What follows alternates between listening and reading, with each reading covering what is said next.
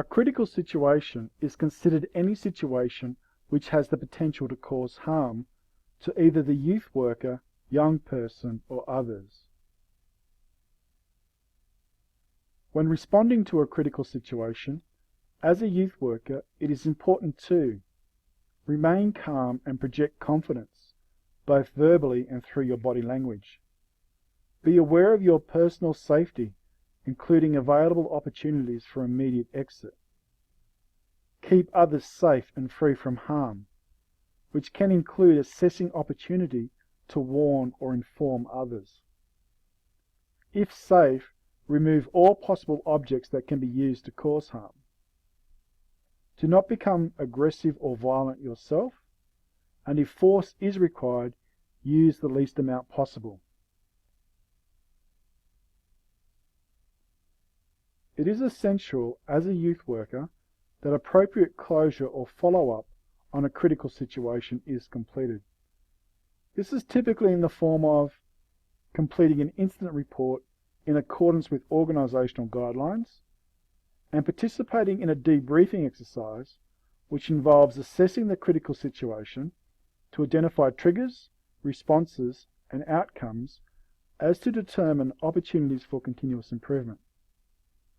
In addition, the debriefing process is utilised to ensure those involved have opportunity to discuss the events and their thoughts and feelings to minimise potential stress and anxiety levels, as well as to identify need for further counselling.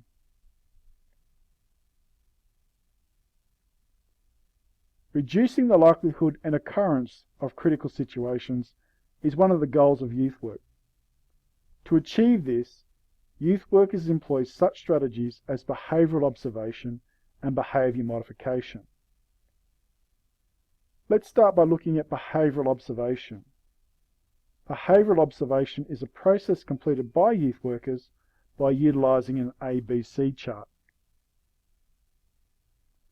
An ABC chart is used to record an antecedent,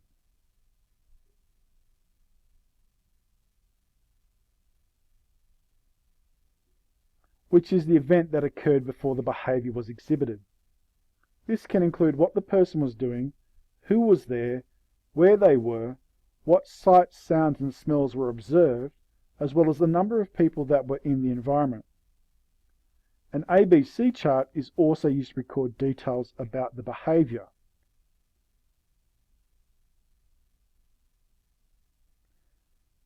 Which requires an objective and clear description of the behaviour that occurred.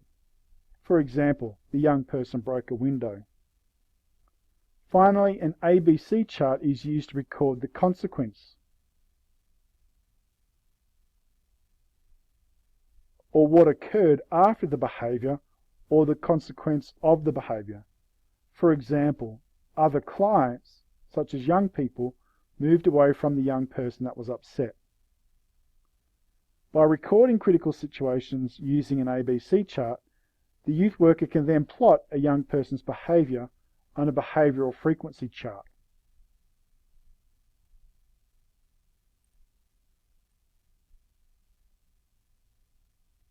A behavioural frequency chart lists the amount of critical events that occur on any given time period over 7 days.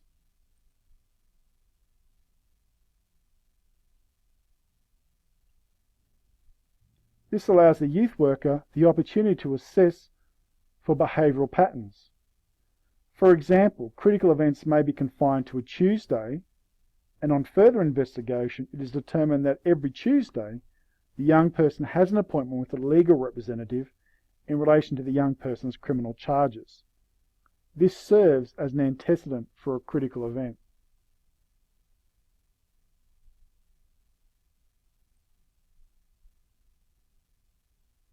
Behaviour management.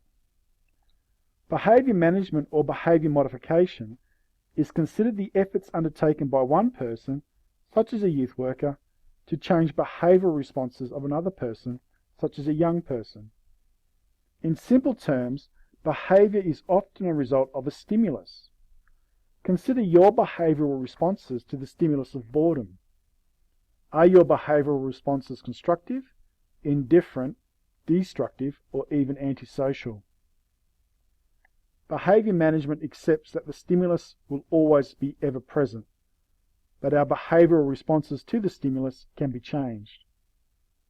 Behaviour management aims to change behavioural responses to a given stimulus. Let's look at the 4 main strategies used in behaviour management, starting with punishment. Punishment may result in the desired behavioural change, but often does not teach what acceptable behaviour is as the alternative. In addition, it can result in the 4 R's, which include resentment. You can potentially lose emotional equity with a young person. Retreat. The young person disconnects with you and will not confide in you for future issues or matters. Rebellion. Will increase the young person's willingness to continue the undesired behaviour. And revenge. The young person may seek payback as a result of the punishment imposed. Ignoring undesirable behaviour is often another strategy used in behaviour management. Ignoring undesirable behaviour may result in desired behavioural change, but can also result in escalation of the behaviour to get a response. In addition, your response may eventually become highly emotive once ignoring the behaviour is no longer possible by you. Further to this, ignoring can also communicate acceptance of the undesired behaviour.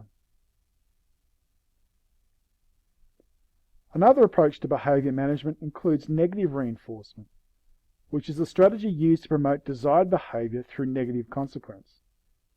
For example, if a young person behaves appropriately, they will not have any privileges or benefits taken away from them. As soon as the young person behaves inappropriately, they will lose a privilege or benefit. Whilst this strategy has been shown to be effective in managing behaviour, it does not create internal or self-directed motivators for change, only external drivers. Finally, there is positive reinforcement that is used in behaviour management. Positive reinforcement utilises reward systems for desired behaviour, such as when as a young person engages in appropriate behaviour, they are rewarded with a privilege or benefit. Although requiring a high degree of effort, this approach has been shown to be effective in creating self-directed and internal willingness to change. Final considerations. As a youth worker, it is important to see if you can identify root causes of behaviour and see if these root causes can be removed or modified. In addition, it is important to both reward positive or appropriate behaviour and to continually highlight the benefits of appropriate behaviour.